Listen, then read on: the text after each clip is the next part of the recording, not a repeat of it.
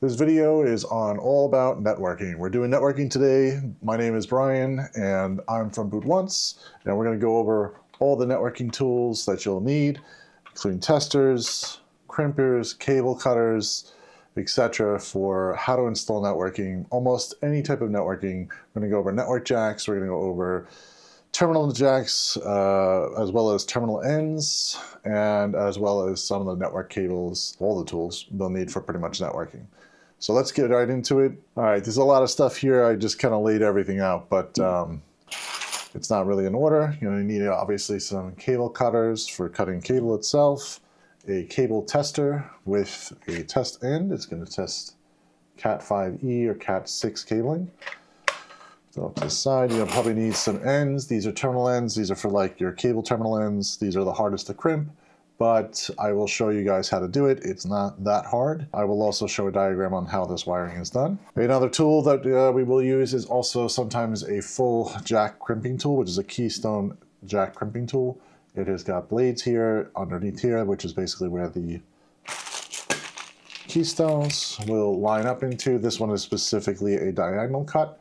It will actually fit this jack perfectly and line up the wires. You'll see very soon. This is a specialty tool. You don't actually need this tool. You could also use a punch down tool, which is this. This is obviously for punching down wire into a straightforward jack, but you could also use it on a slanted jack. It's just a little harder to push down on, but I will show both with both tools.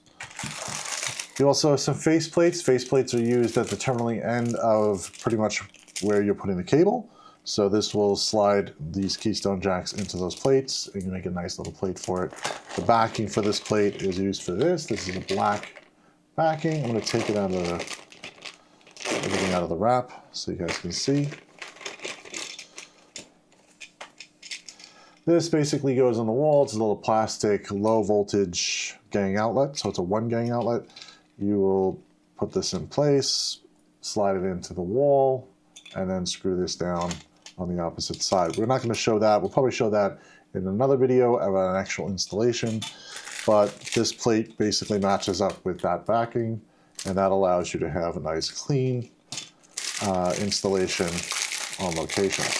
So this basically aligns with your jack, and you put this into your keystone, into here, and this lines up against your plate on the wall, and it screws into the wall with the 2 screws that come with it. You may also need cabling, so I just have some spare cable here. We'll obviously just use a very small amount of cable for our tests and our punch downs, but you'll probably need a box of cable. The type of cable that you're going to need depends on the job. Most of the time, category 5e cabling is perfectly fine, unless you're doing something with high-end networking where you're going to need anything over 1 gigabit speed. If you're going to need over that, you might want to go into category 6 or category 7 cabling. Most likely, if you're going over anything with category 6 or 7 cabling, you're going to go into fiber, and that's a whole nother topic, but that's not the topic for today. You'll also need probably some patch panel cables, some small patch panel cables. These small patch panel cables are good for taking this, that's going from a wall jack to a computer or device, or if you're putting one in the ceiling, then maybe an access point or something like that. These are just really good to have on hand, different sizes. We usually do 1 foot, 3 foot, 5 foot, 14 feet, and 20 feet cables, just in case something needs to be a little longer than that. Most of the time, anything past 20 feet, you're probably better off making your own cable from a box of cable at that point. So let's start with a few little things. Let's clear the table so it's a little less confusing. Let's start with the Keystone jacks, which are the easiest to do. All right, with Keystone jacks, there's 2 different types of jacks. You have ones that are straight in.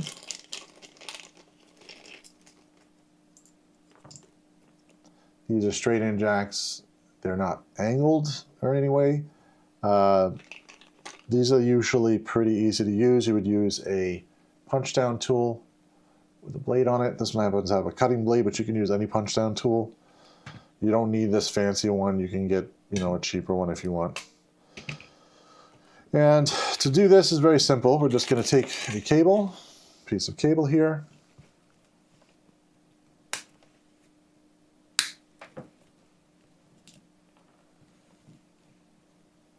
I'm just going to do a small piece of cable because it really doesn't matter. We're just doing this for examples. So cable stripper makes it a little easier. You could also use a pair of pliers for this if you like a pair of cutting pliers for this. This is a little harder to do with this way. You're better off having some sort of cable stripper. It makes it a little easier. You'll just basically, these are from Klein, I think. Yeah, these are from Klein tools. You'll just basically open it up. You'll put the cable through.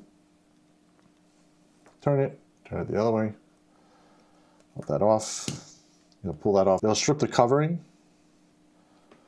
At this point, it'll also give you a little piece of filament here. Just cut that filament off. You don't need that. Just get it out of your way. Let's put this over here. Okay. Now you're going to see there's 8 cables in here with different pairs. What you're going to do is you're going to just separate them out a little bit. Don't unwind them yet because it doesn't make any sense to do that. They are all colored, so hopefully you're not colorblind. If you are colorblind, this is going to be a little tricky to do. I would recommend that maybe you get someone to be able to show you what the colors are because you're not going to be able to know which one it is. On the jack itself, it is labeled the colors that you're going to go use on here. And on the jack itself, you'll see there's A and B wiring.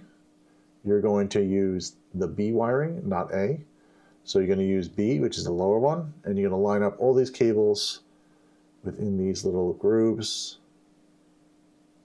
with the corresponding colors. So we're going to do that right now. It's green and orange on one side. Flip this over. Green and orange on one side, blue and brown on the other. And green is lower than orange. I'm just separating these out so that it makes sense. Blue and brown, so blue is lower than brown. And what you're going to do is you're going to, now some of these have tie downs. This one actually has a tie down. Most category jacks will probably not have a tie down like this, but I'm going to tie it down anyway because we have it. But normally you would probably not have this, so you might have to skip this step. If you do, put a loop on it, push this through here, it's a little bit of a cable relief on it. Push that down so it's nice and tight. I usually cut off the little plastic tail. Of course, I go a lot faster when I'm on location, but I'm just doing this for demonstration purposes. We're going to go a little slower. And what we're going to do is we're just going to basically sort out the cabling. So we're going to put the colors in kind of where they're supposed to go. Green and orange. And how do I know this? Is because of the side label that's on here. Now your jack may vary, so make sure that you look at the coloring and make sure that you're following the B pattern for the following. So you're going to just basically get them all lined up and you're going to untwist them into the proper spots. So brown goes first on this side. So it's brown, brown, white. And then blue, blue, white. So you're going to untwist them.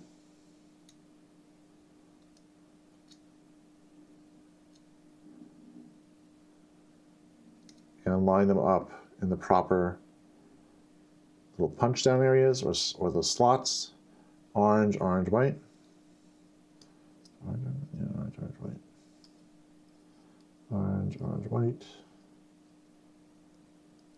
Try to push them down a little bit, but you're going to use the punch down tool to get them all the way down. And then green, green, white. Now, with most jacks, a little verification check you can do here is to make sure that if you have any two colors that are close together, in other words, two solids together or two whites together, then you know you've got the wrong combination because most of the time they're separated out. You'll notice that here you'll see it's brown, brown, white, blue, blue, white, orange, orange, white, green, green, white.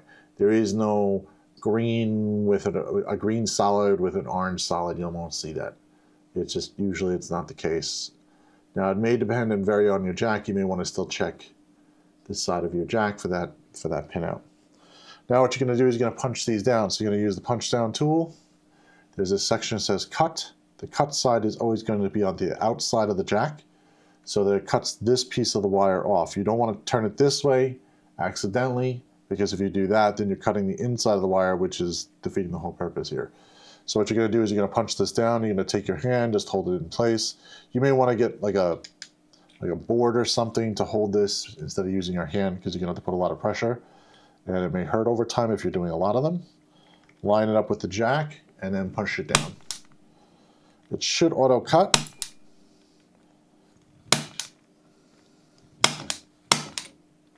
You may have to do it more than once to get it to cut. That is normal. Sometimes you have to push a little bit more. My blade's pretty sharp, so we're getting through it pretty quick. Say that as soon as I have to push it twice. There we go. Once they're all cut off, you're going to have all these little ends. Just clean that up, put that somewhere else. These are garbage, so we'll recycle. At the end, you're going to see something like this. All the wires are nicely punched in. You'll see that they all reach all the way down, which is the most important part, is that they're crimped all the way down into the little sockets there.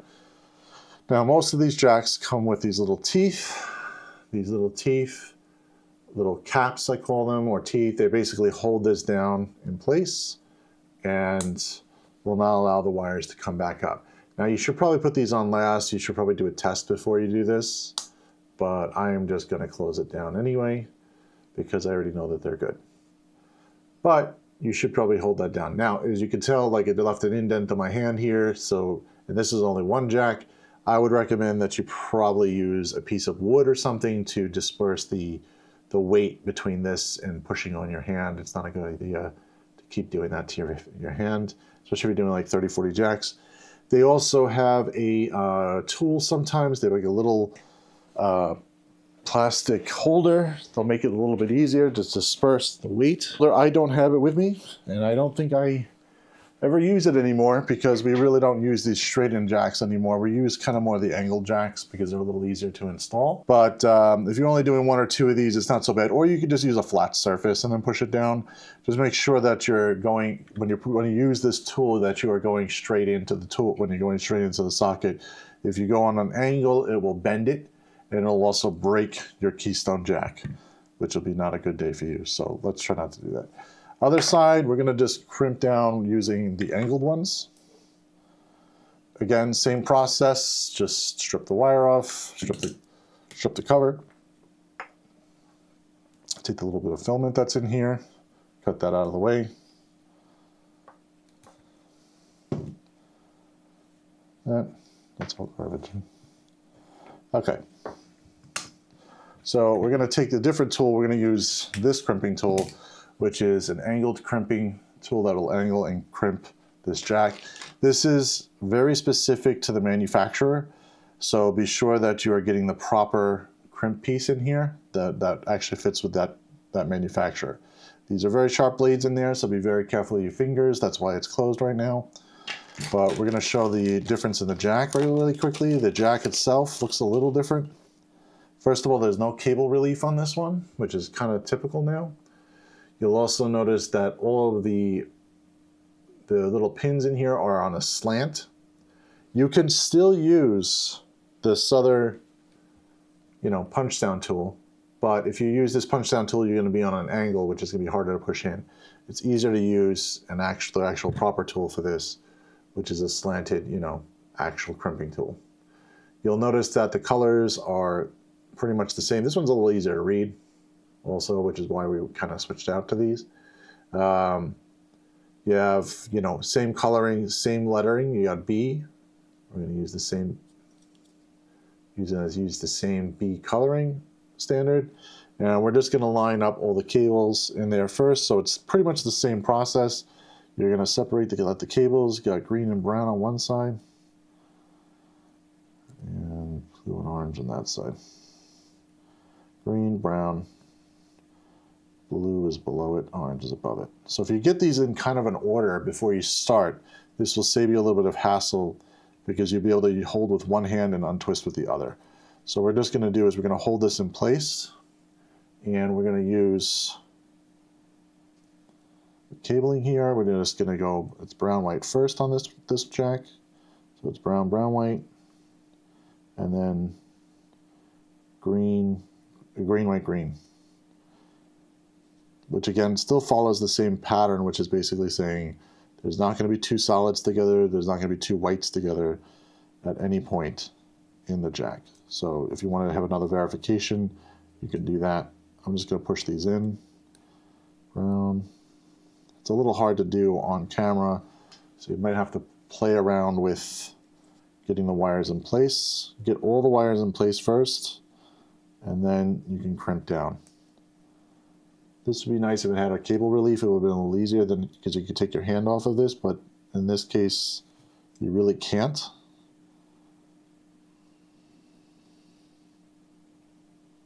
Probably should do the lower ones first. Blue, white, blue.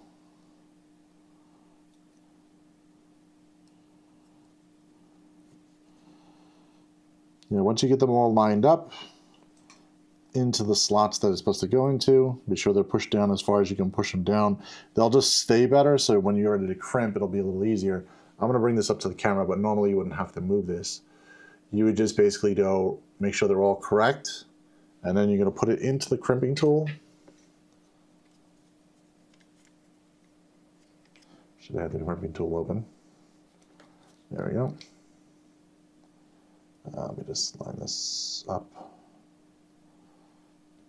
You line it all the way in, you slide it in, make sure none of the wires came out, and then you're just going to push all the way down. And it's going to cut all the wires all at once. That's a lot easier than the other tool. Everything is all crimped out. You'll notice on this end, this is where the jack end is, that should pop out. This should be all the way down and fully seated in there, and the wire should cut off. Let go. Pull the tool back out, pull the cable back out. By the way, there's notches here, so it slides perfectly in with the tool. So there's no way to mess this up, really. You just make sure it's fully seated in there, make sure it's fully forward, and make sure that the jack is coming outside of this little square before you push down the tool. So you know it's bottomed out. Now that's all cut, crimped. It's really simple. All the wires are nicely cut, all on an angle. This is a lot easier to do. Usually on site, you don't have to push so hard or anything. It's really easy, it's really quick. Plus the blades on this are easy to change. There's like a little piece here that you basically can unscrew, and this comes out if you need to replace the blade, if the blade gets a little dull after a point in time. This is a little easier to install also because it's faster. You don't have to punch down as much. You can just line everything up and get it going. The piece that goes over this is really easy. Also, it only lines up one direction because it's all slanted that one direction. You just click it in, and now it's locked in place, and those cables aren't going to come out. The only negative about this jack is that there is no cable relief on the back, so you probably should bring the wire up a little bit more into here. I kind of like let it out a little bit. Honestly, it should be a little bit further in, and then put your wires in so that everything is nicely kind of contained in there. But again, that's not a big deal breaker because you really can't pull on this. Like, you shouldn't have to pull too hard on this anyway. Most of this stuff is usually in a wall, so you won't have to really worry too much. Just make sure your coloring is correct. Now what we're going to do is we're going to do a cable test. At this point, by the way, it doesn't matter if you're doing two different jacks or jack types. As long as it's straight through, same B letter cabling, you'll be fine, and you should be able to put this straight through. We're going to do a quick test. Going to need two cables. Now to test this, it's very simple. Obviously, this cable would probably be in a wall, and you'll probably have one at a patch panel and one at actually the jack in the wall itself. So this is not really a realistic view of this, but just giving you guys an idea. We might show it on site later on how this actually works to see it in place. But to test, we're just going to take the tester on one end. We're going to put the tester, plug it in to the one that's a networking one that says networking. This one happens to have two different types of tests, actually three. It has networking, this one has a telephone jack one, and as well as a coax. And we're not going to test coax or telephone because we're only going over computers today. So networking, boop, put that in there. And now we're going to take this end, we're going to plug that into the tester end here. Ooh. Ooh, my tester's a little messed up. See, look at that little bend. Anyway, it's fine, it'll work. So let's plug this into here. So you have on one side of the cable, you have the tester. The other side, you have the actual little end to basically say it's the end of it, the end block. To test this, you're going to hit the networking icon. My power is a little low, but it passes. It says pass. It says ID 1, and it shows you the number breakdown. So it shows you pin 1 through 8, and it shows that they both line up. Now, if something is not lined up correctly, the first number should be the number that's actually at your outlet. So wherever you plug this into might be the one that might be messed up if that has the number out of order. Any number that's out of order, you'll see the number reversed or improper. Now my battery is dying, so I'm gonna have to turn that off. I don't have to switch that, but this is a good pass. This means everything is good on the cable. Now this is a continuity test. This is not a speed test.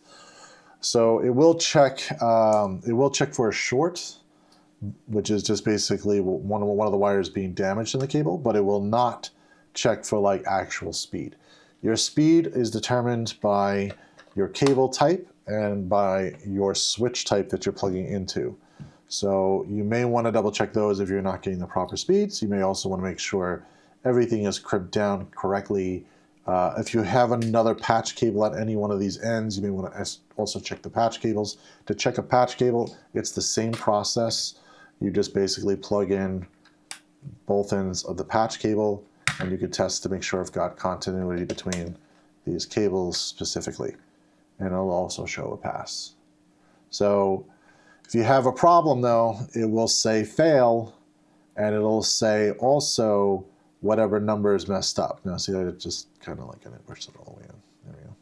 So that passed, but if there's a fail, you'll see one of these numbers go to a different out of order. It'll say like 6 and 5 or 5 and 6 if something's crossed.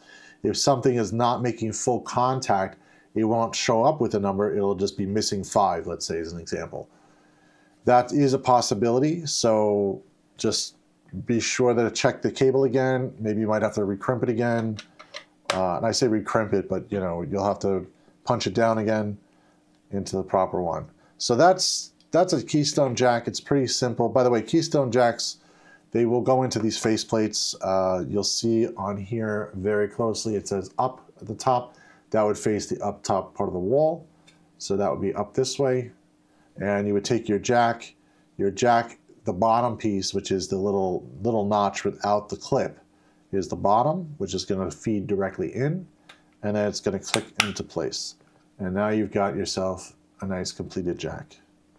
To get this back out, if you need to do more testing, you should always save the faceplates to last. Always do testing first. You have to push down pretty hard on top to pop this back out, and it does slide out of the faceplate. Faceplates are pretty inexpensive to replace, so if you make a mistake, you could also kind of crack this if you need to, if it gets too stuck in a weird way, but you shouldn't have to. Now, faceplates come in different sizes. This is a single jack faceplate, but they may come in 2, 4, 6, I think even up to 8. They can fit up, I think it's 8 on here, so they can fit up to on one port. You probably shouldn't go to 8. 8 is really tough to get all the jacks in onto. I'd recommend you probably make another one for another 6 or something like that. 6 is really the max I would go through for a single gang faceplate. Now, this plate obviously will line up with this piece in the wall. To cut this piece out for the wall, you would put this side flat against the wall like this. So let's say my hand is the wall. You put this against the wall, trace it, and then you would cut it out, slide this back in the reverse way with the little tabs inside, like that, like so. So the tabs are inside the square. Rectangle? Just a square. No, it's a rectangle. So it's a rectangle inside the rectangle, and then you just basically put that into the wall, screw this down, and this will flip up, and it'll actually catch onto the wall and screw forward until it grabs onto the wall. This is for only low voltage. Low voltage meaning any networking cable. This is for like just networking cable. Do not use high voltage for this. High voltage, you need to use a regular box. For low voltage, you don't need a box. This is something that would go between 2 studs. Now, you can use a box if you want. This is the screw holes for this faceplate do line up with a regular electrician's box. So if you want to use an electrician's box, you can, instead of using the low voltage. If you're going to use an electrician's box, you're going to have to mount that to a stud, which makes you kind of like limited a little bit more on where you can actually place things. Low voltage could be placed between studs. In fact, that's the way it's supposed to do it. So anywhere between two studs, you're supposed to place low voltage. It's a little easier to run too, because most likely the wall is closed before you got a chance to do this. And when that happens, you would use these gang plates. Now, if you're doing new construction, you could use an electrician's box. Just make sure it's a standard electrician's box, and you could just, it's like a regular switch light box, anything like that, or an outlet box is the same thing. And you could basically put this same faceplate on there. It is the same measurement as this, so it does fit over it with no problem. The screws will still screw into it with no issue. These screws are a little long for this faceplate, so you may want to use an electric screwdriver. I have used a manual screwdriver before, and it was a very long process. So I'd recommend an electric one with a good battery. Because you're going to be doing, especially if you're doing like 30 runs or 50 runs or whatever, that becomes really, really a long time and a lot of turning. So anything to make your life a little easier. Now, if you're only doing one or two, a regular screwdriver is probably fine. So this tested out. Let's moving on to the harder ones, which is a little more difficult. So we're going to take a little bit of wire here, a little more junk wire. By the way, you should have boxes of wire like this. They sell this in boxes. You don't want to buy it like this, like a little spool, unless you're doing a very small run. But you usually would want a whole box.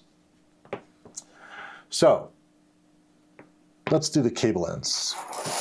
So like, let's say you don't want to do a jack, but you just want a standard cable. These are a little more tricky. I'm going to show the end. This end is the same on both sides. It has pins. It is lined up. It will go into a crimping tool to crimp this. Now this is going to be really difficult to get wires into. They make different ones. These are not full through. So in other words, there is a stopper on this end. But if this is your first time doing this, you may want to get one that actually has holes on this side so you can feed the cable all the way through and then cut it. These are more for like people who are a little more experienced, and if you're a little more experienced, you won't need that.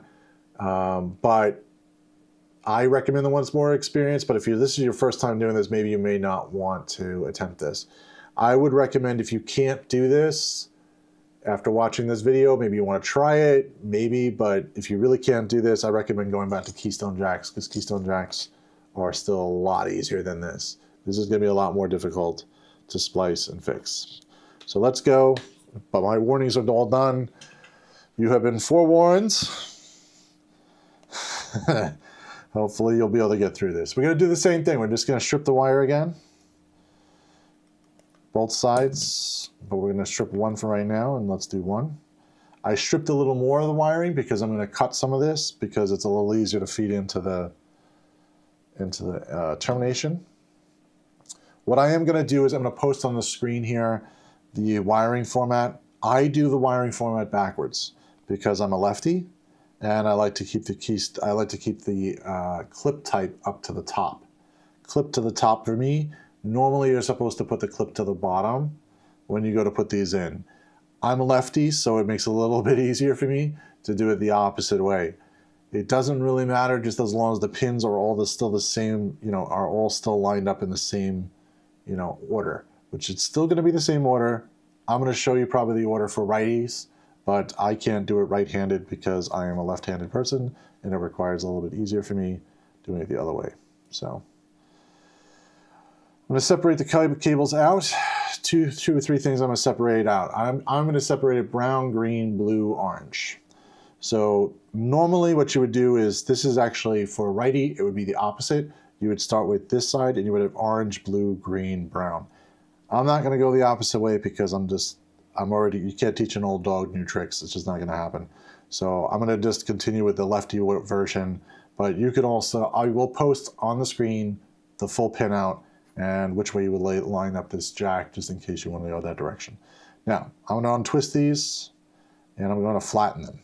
So I'm going to untwist, and then I'm going to flatten the cable with my thumb an index finger. I'm just going to push it straight so it comes out like a straight cable. Same thing for green. Now green is going to be separated, so you're not going to see green on this side, you're going to have blue in between. This is where it gets a little tricky.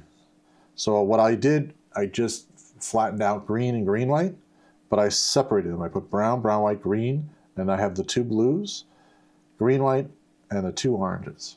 So now what I'm going to do is I got those in the correct direction. By the way, it's very important that you continuously hold with your other hand, your thumb and index finger, to make sure that you're not losing this order. Why there's so much extra cable here, we're going to cut that all off. It's just a little easier to manage when it's bigger and separate it. So now I'm going to separate blue and blue-white. And you're going to flatten the cables. And the combination we're going to do is brown, brown, white, green, blue, white, blue, green, white, and then orange, orange, white. And if you look at this layout, you'll notice that there is not one white and one solid together. There's always going to be two different ones. So it's going to be brown, brown, white, green, white, blue, green, white, orange, orange, white. Just a little close up. And I have it fanned out on purpose like that so that it makes it a little bit easier to make sure that I've got the color combination correct before I start. And by the way, again, I can't stress this more than anything. Do not let go of this side. You want to hold this down until pretty much the end.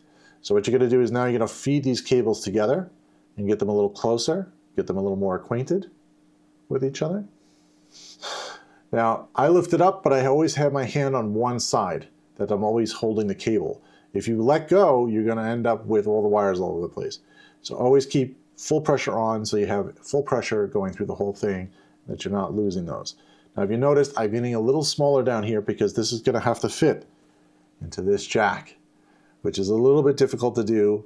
So you may want to like pay attention right now on what I'm exactly doing. I'm still holding this side. There's no magic here. I'm literally just going to wiggle the cables a little bit so they get a little closer together.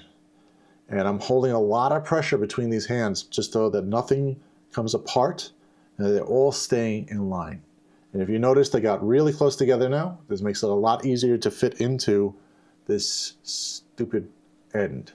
So get that nicely in, and what you're going to do is you're going to take about your thumbnail, thumbnail, that's funny, your thumbnail amount of cabling on this side, because this side is going to go inside the jack, and we're going to cut off the rest.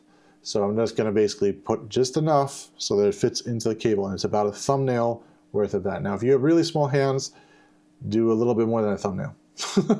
There's a real measurement here if you really want, but I usually use my thumbnail to kind of get that. So I'm just going to grab all these really tight, wiggle again, just keep getting them nice and close together. I'm going to hold that straight. I'm going to use my cutters, and I'm going to cut straight across, being careful on my finger, of course. Line them up. Now, if you noticed, I put them in there before I even cut. I didn't push all the way down yet. I want to make sure that they're straight. And of course, they're not straight. Diagonal cutters are a little harder because you got to go on more of an angle, which I just did. There we go. And then once you know you're on the proper angle, we can now cut. All these cables are going to come off. Put those in the garbage. Now you've got a nice even line. You're going to take your jack. I have the clip facing up, but if you're doing this right-handed, the clip would be facing down like this. I'm not going to put it that way because obviously we want it the right way. So clip going up, and then we're just going to slide these in very, very carefully, letting go very, very, very easily. Push them all the way up until it all goes all the way in. Your sheathing, or in other words, cover of the cable, should come almost all the way into the device. You should see that the head is perfectly in there. The cable is going all the way to the end. It might be a little hard to see with this. Hopefully I can get close enough. And you'll see that this little one goes all the way past the little metal teeth that are going to grab this in a second. This is the correct form. You want to make sure that some of your sleeving here for the cable is actually underneath here, all the way up until where it can't be pushed in anymore. Now, This is a very professional jack. If you notice, this is very hard to cut for. If this is your first time, you may want to get one that has an open end on this side, which will allow the cables to come all the way through so you don't have to make this perfect cut. It'll cut it for you instead. But you're going to spend more on that tool, and you're going to spend more on these jacks because they're a different type of jack that has an open hole on the other side. In my case, these are cheaper, these are more professional, but if you haven't done this in a while, or if you're only going to do this like once or twice, then you may be worth the money just to not have to deal with the hassle. Now, what we're going to do on the tool is this is a crimping tool. It has an 8P marker, a 4P marker, and a 4P marker. Why is it 2? Oh no, 6P. So 8P, 6P marker, and a 4P marker on the top back. We're going to use the one that says 8P, which is basically 8 wires, is really what that kind of stands for. So we're going to take that and we're going to put this piece into here. It only fits one way. Should go bottom out, all the way in, and you're going to crimp it down and give it a really good squeeze. A few seconds, let go, pull it back out, and it should be crimped in there. It should not be able to come out. Now, sometimes this little clip gets stuck in the down position. Right now it's in the perfect position, which is shocking, but if it does get stuck in the down position, you can pull it back just a little bit, but just be very careful, not too much pressure, because this will fall off. And if that falls off, you got to start over again, because then it's going to keep slipping out of the network jack. This little clip is the only thing that holds it in place, so you want to have that there. Now, I'm doing this without what they call a dolphin fin. I am not putting a dolphin fin on this. I am not putting any type of like plastic piece covering on this, because for example purposes, you want to see the whole thing. But a dolphin fin would just basically hold back this piece down here, and it would put it into kind of like a little protective jack to help it a little bit more so it doesn't end up with this being so fragile. I've never really seen many of these fall off, because after you plug it in, usually you don't have to unplug it, so it's probably fine.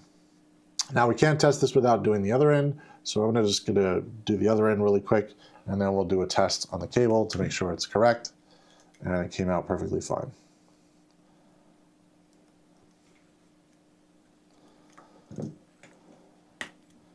Another little thing, you don't have to do another one of these ends on the other side. If you're sticking with the same B pattern, you could actually take this end and put it directly into a jack if you wanted to. It really won't matter as long as you're using the same color format.